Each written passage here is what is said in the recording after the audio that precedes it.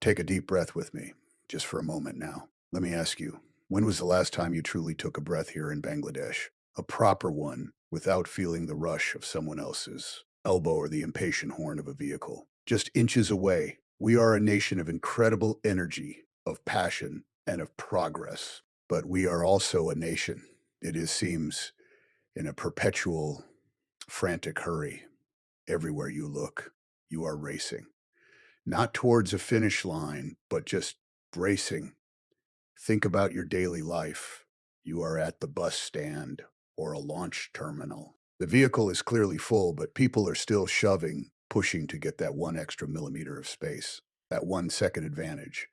You are in a queue at the bank, the passport office, the doctor's chamber. The line is moving, albeit slowly, but someone, always someone, decides they can invent a new diagonal path, a little slipstream, to bypass the rest of us. We have a word for it, don't we? Tarahura, haste. And it has become a defining characteristic of our public life. On the roads, it is a spectacle of sheer madness. A traffic jam is a collective tragedy, yes. But what transforms it into a living hell? It is the instant someone sees an empty foot of space and drives right into it, blocking the lane for the 5 people behind them, believing they have won some personal victory. The soundscape of our cities is not birdsong or conversation. It is the symphony of the impatient horn, a frustrated demand for a path that simply does not exist. Why do we do this? What is this intense, almost animalistic drive to be one step ahead of the person next to us, even when that step leads to a collective standstill? This constant tarahura is not just a minor annoyance. It is a profound collective sickness, and we are all paying the price, the chaos tax.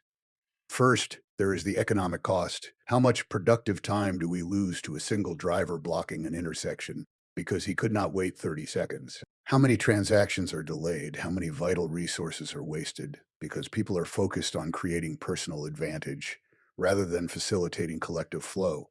The efficiency of our entire system, from supply chains to public services, is dragged down by this desperate, uncoordinated rush. Second, and far more damaging, is the social cost. This culture of cutting lines and pushing first teaches our children a terrible lesson that chaos is the system, and that rules, courtesy, and patience are for the weak. When children see adults constantly prioritizing their immediate personal desire over everyone else's right to space and peace, they learn that disrespect is the fastest way to get things done.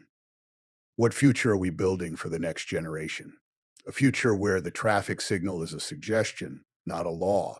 A future where the simple act of queuing is a battle of wills. We are essentially creating a society that is stressed, aggressive, and fundamentally unhealthy. So, what is the answer? It is not a new bridge or a bigger road. The answer is a fundamental shift in our mindset. It is about understanding that your 5 second gain often causes a 5 minute loss for 100 people. It is about recognizing that the greatest strength of a nation lies not in its individual speed, but in its collective harmony.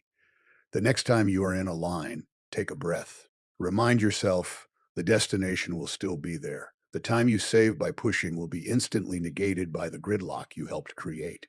Instead, choose to hold your space calmly. Choose to let someone else merge. Choose to respect the line.